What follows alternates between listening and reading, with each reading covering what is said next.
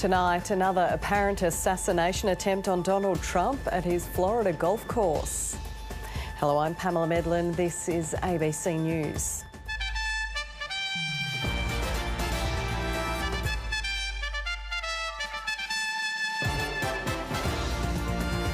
The family of a Perth bodybuilder who collapsed in a gym shower calls for a coronial inquest into his death. Australian actress Elizabeth Debicki wins an Emmy for her portrayal of Princess Diana. And Oscar Piastri puts on a masterclass to claim his second Formula One Grand Prix.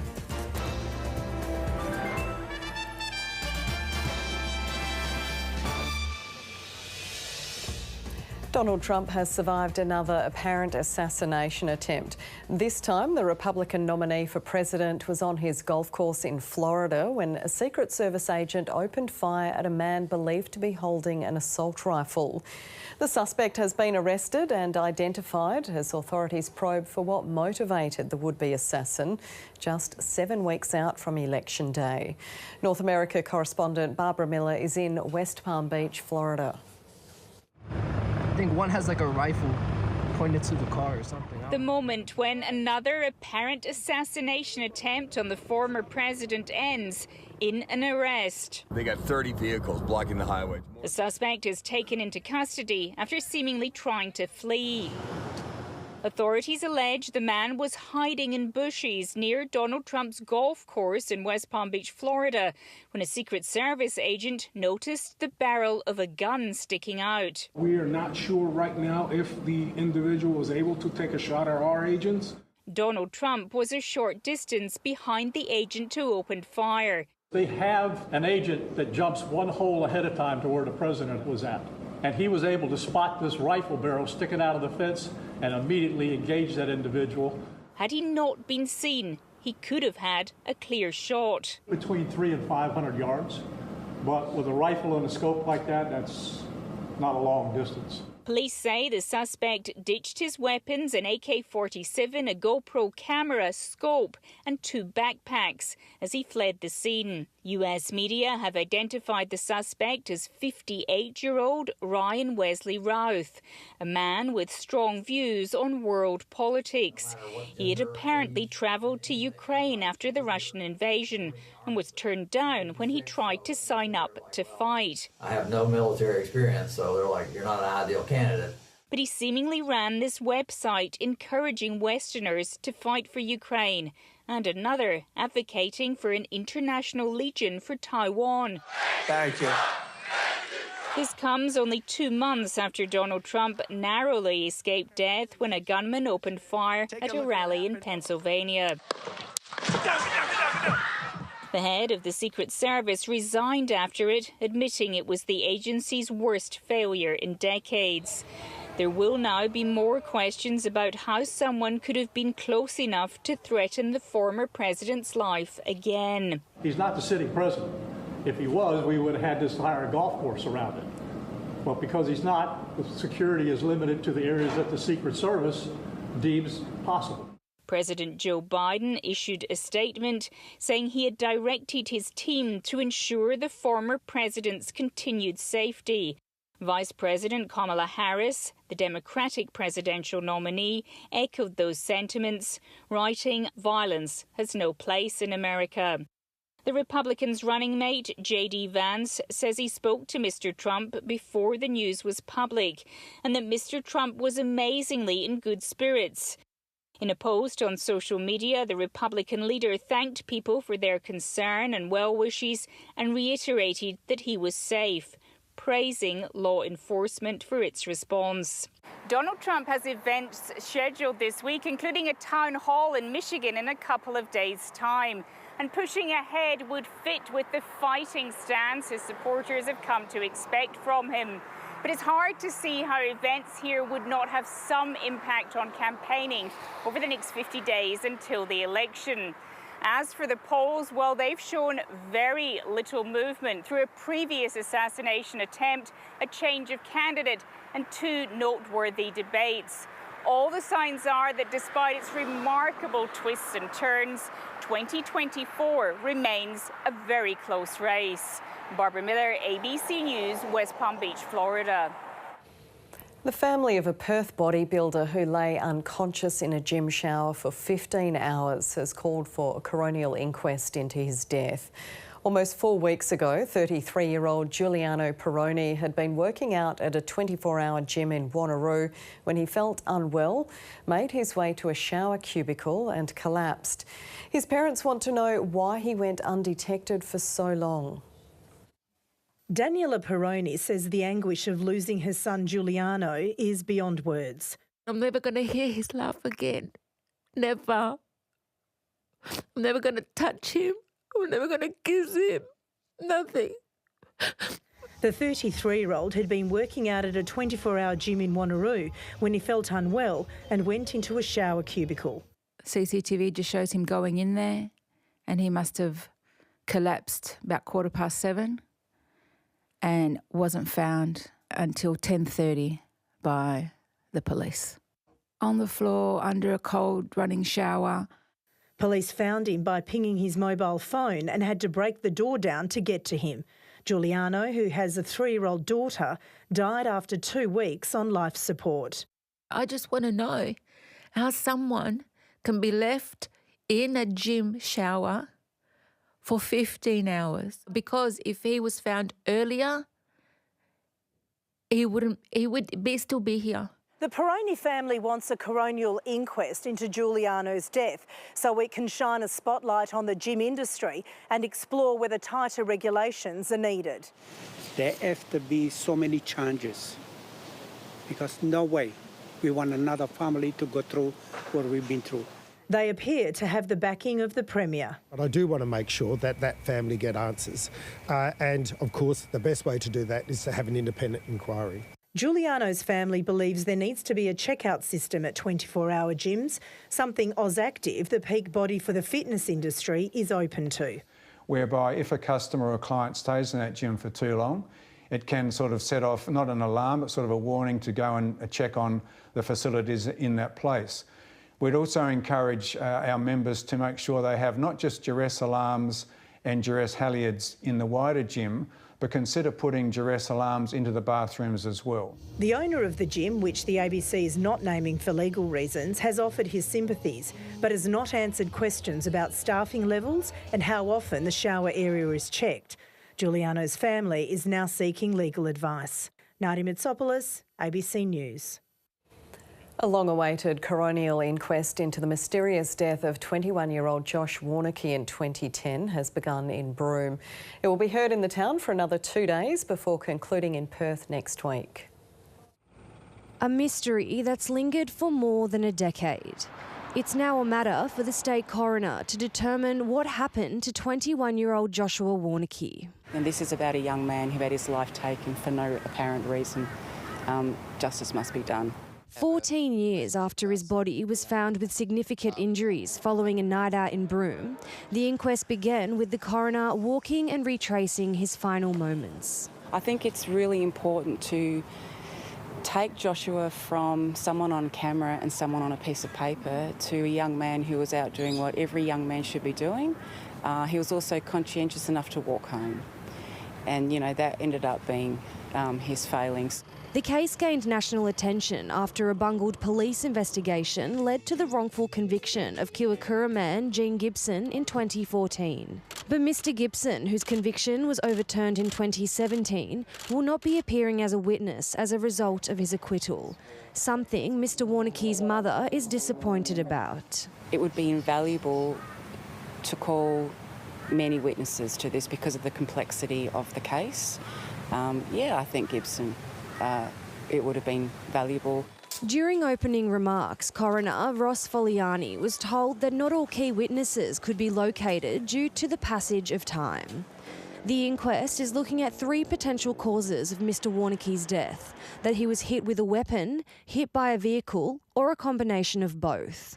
Today, the court heard from 2 witnesses who were with Mr Warneke shortly before he died. Both told the court that Mr Warneke appeared steady on his feet and did not seem overly drunk. They did not recall seeing him in any altercations. The inquest will hear from 11 witnesses in Broome before moving to Perth later this week. Dunya Karagic, ABC News, Broome. The family of a man who took his life 2 weeks after being rejected from the public housing wait list for damaging property say the Department of Communities needs to communicate more with tenants' families. It comes ahead of a Supreme Court challenge tomorrow that could change the way public housing evictions are handled.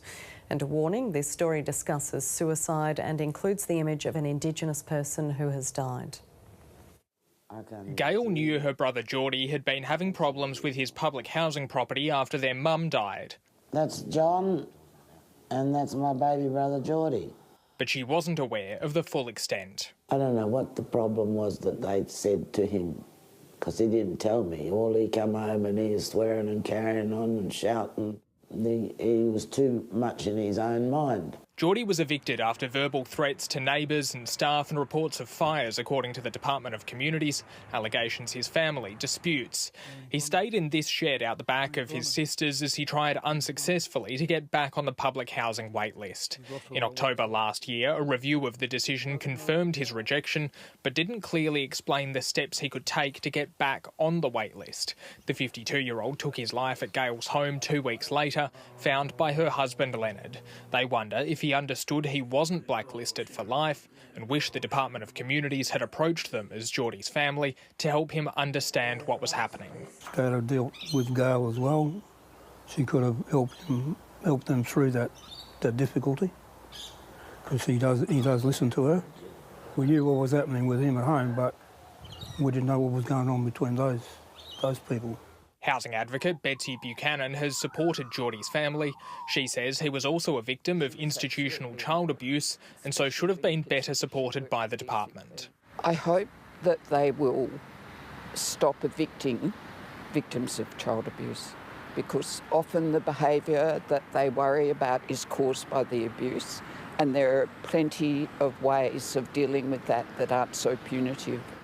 The department said Geordie received repeated written, telephone and in-person contact from staff to help him maintain his tenancy, but didn't answer a question about support offered after he was rejected from the wait list. The evictions issue is set to be explored in the Supreme Court this week, with community legal centres bringing 2 test cases challenging the department's efforts to remove tenants. If successful, they hope the cases will force the government to change its policies and get it to give struggling tenants more support. The Thorns hope, whatever the outcome, the department will improve its communication with families of those facing eviction. Kian Burke, ABC News. If you or someone you know is experiencing distress or depression, please contact Lifeline on 13 11 14. The federal opposition and the Greens are set to block one of the government's housing packages in the Senate, arguing it will do little to help affordability across the country. From Canberra, political reporter Matthew Doran. Australia's suburbs are growing. These beautiful homes where we've got lots of new families moving in. But not fast enough. The government insists it's drawn up the plans to help. Something that should frankly have sailed through the parliament before now. The Prime Minister pressuring the Senate to back his help to buy legislation, which would allow the government to take a share of up to 40% of a house for 40,000 low-income households. This is a scheme where the government comes in as the bank of mum and dad. These 2 bills that are before the Senate today aren't going to make a whit of difference to the number of people that own their own home. The government insisting the Greens in the Senate are the impediment to progress. Can they get anything done this week? The Greens in turn accusing Anthony Albanese of taking inspiration from an unlikely source. Our previous Prime Minister was a bulldozer.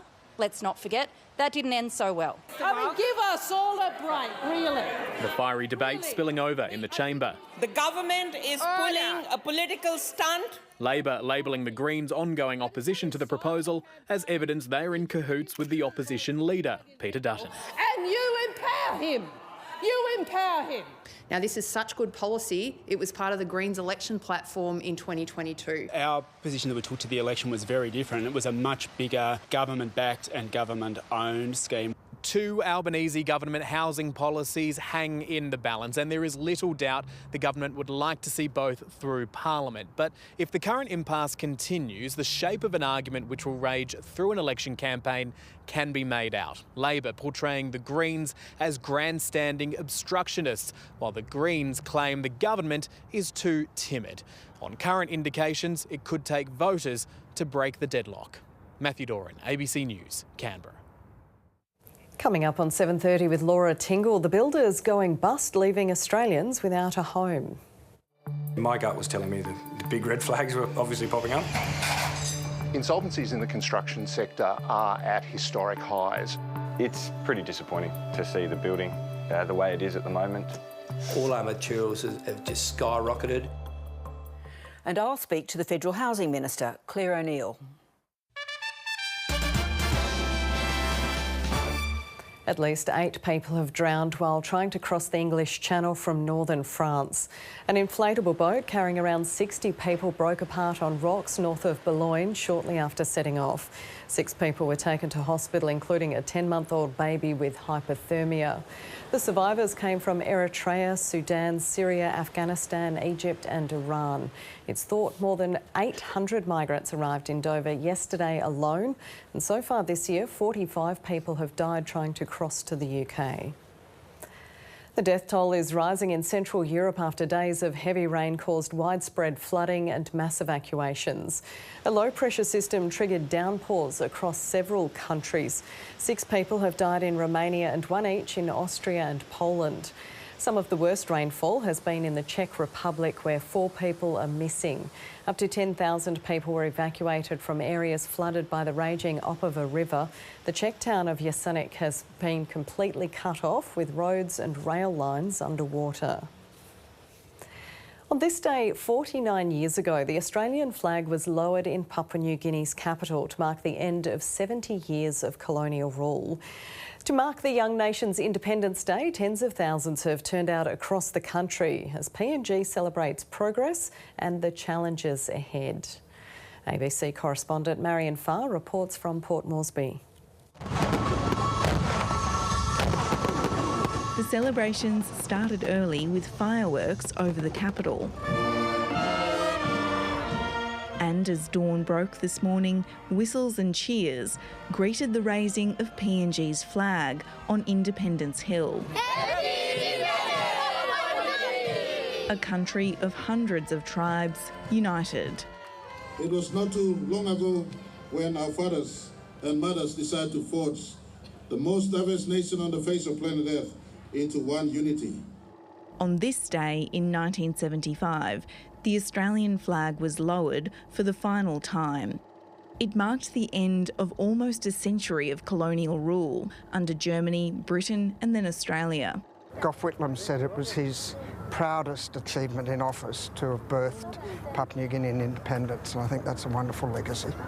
People here couldn't agree more. Today we are celebrating independence today. We're so very happy here and so excited here. I feel proud of my country, Papua New Guinea, because that's the time where people come together, celebrate in culture. What you're seeing here is just a taste of what's to come, with Papua New Guinea already gearing up for its 50th anniversary of independence next year. It'll be a time to reflect on how far the country has come and the ongoing challenges it faces, such as unemployment, poverty and women's rights. This generation, under my words, pledge that we will not let the dream go to waste, but we will do our absolute best to ensure we pass on a better PNG to our children. Determination and hope for a young nation looking towards the future. Marion Farr, ABC News, Port Moresby.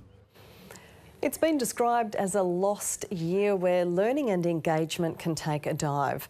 The educational gap between advantaged and disadvantaged students widens by more than 5 years in Year 9.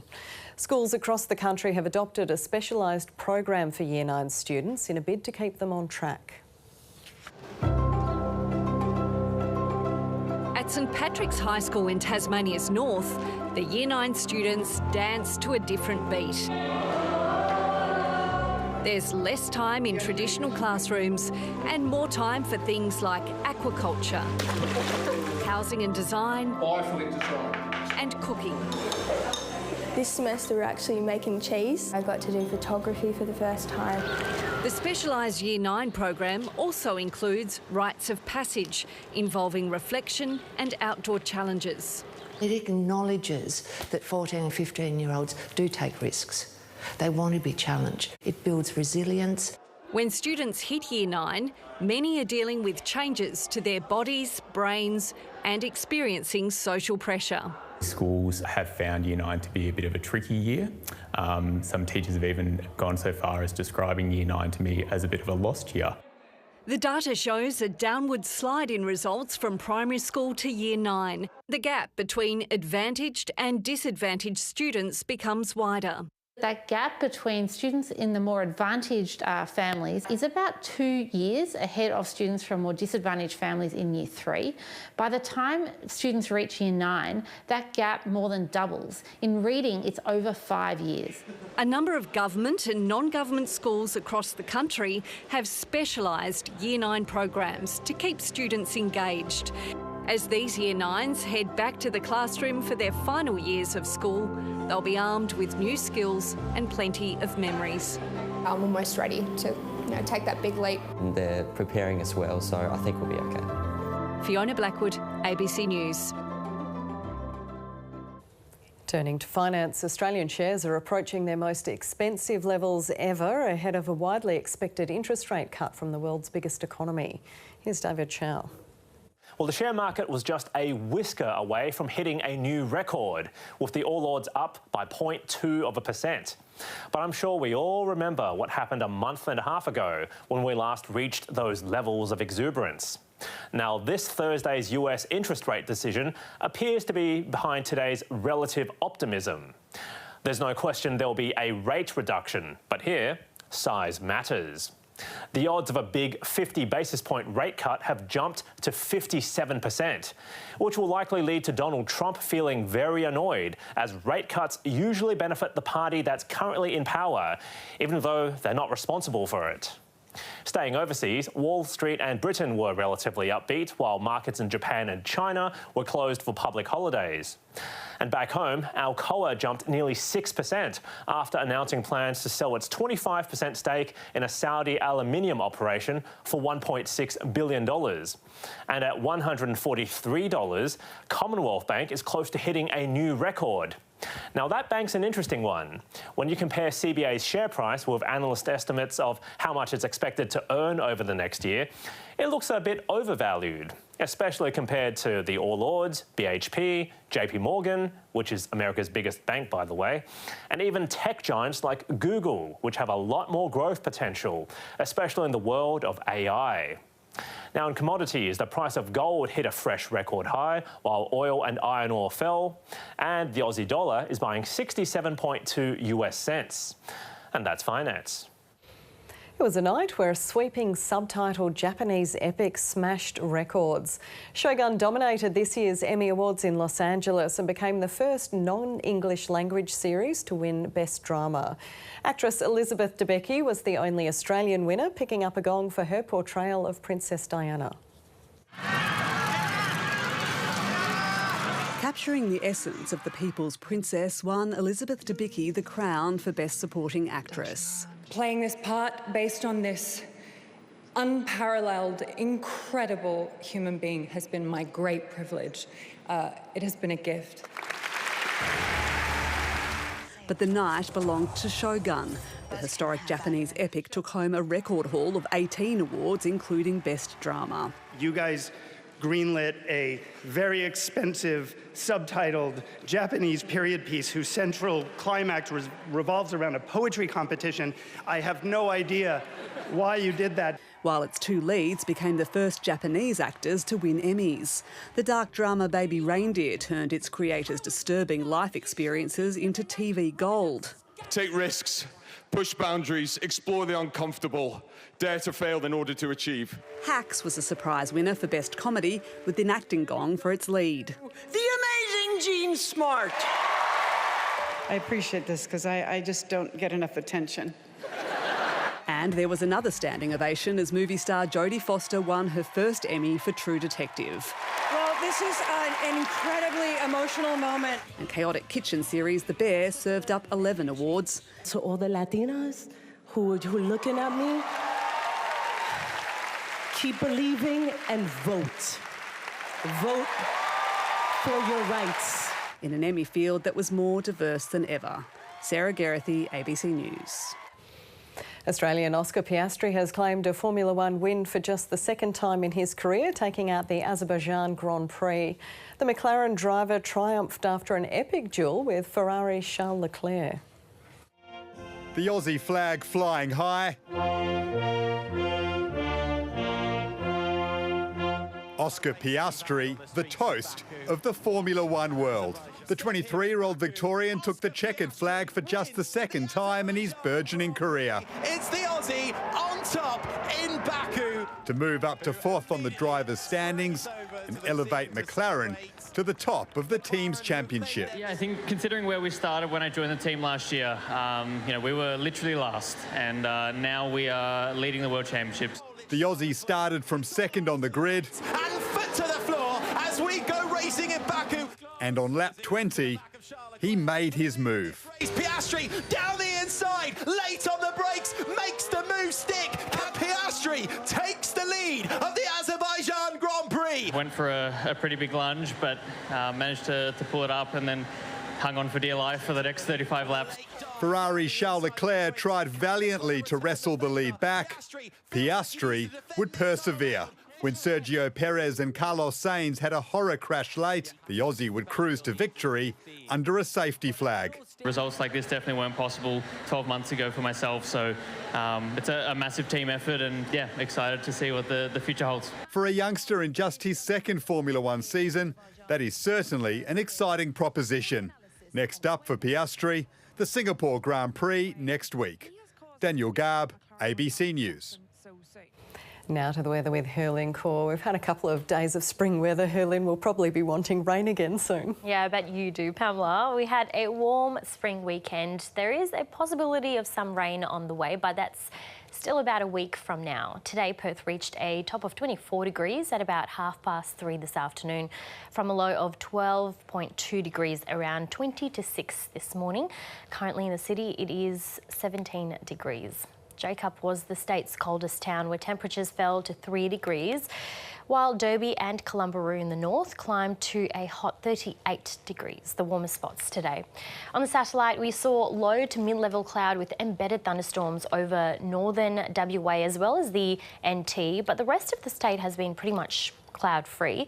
That's mainly due to a high-pressure system in the Bight, while a trough remains near the west coast, and that is set to move inland by tomorrow. So we'll see a slight dip in temperatures along the coast from mid this week, as a weak front is also due to brush the south coast overnight tomorrow into Wednesday.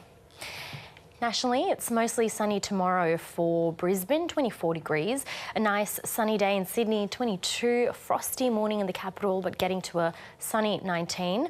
Some cloud through the southeast, 17 in Melbourne, only reaching 14 in Hobart. Adelaide is expecting a sunny day, 19, and Darwin is forecast to get some unseasonal showers, reaching 31 degrees.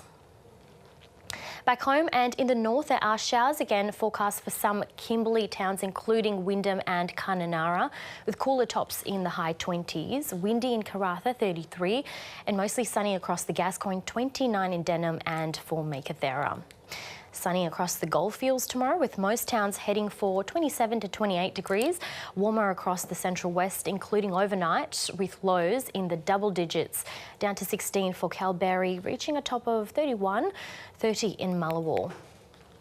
Lots of sunshine on the way in the south tomorrow, 21 for Bunbury and Margaret River, 23 in Katanning, while Albany is heading for 22 and it's 26 for Ravensthorpe. In Perth, we've got another warm day ahead with a forecast top of 27 degrees, about 7 degrees warmer than this month's average, from a low of 12 degrees tonight. On the local waters, winds will be east to northeasterly up to 15 knots with seas below 1 metre. Sun will rise at 13 minutes past 6 and set at 6:10.